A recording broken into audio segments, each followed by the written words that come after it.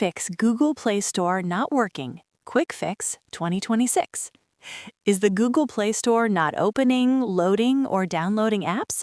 Follow these simple fixes to solve the problem. Fix 1. Check internet connection. Switch between Wi-Fi and mobile data. Turn airplane mode on for 10 seconds, then turn it off.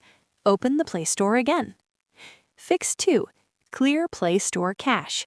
Go to Phone Settings, tap Apps, then tap Google Play Store, tap Storage, and then tap Clear Cache. This removes temporary bugs. Fix 3. Clear data.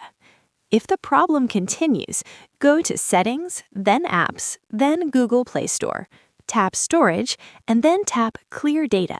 The Play Store will reset to default. Fix 4. Update Google Play services. Open Settings, then Apps, then find Google Play Services. Update it if available. Outdated Play services often cause Play Store errors. Fix 5. Restart your phone. Restart your device, then open the Play Store. This fixes most temporary system issues. Quick summary: check internet, clear cache, clear data, update Play services, then restart phone. These steps usually fix the Play Store not working problem on Android.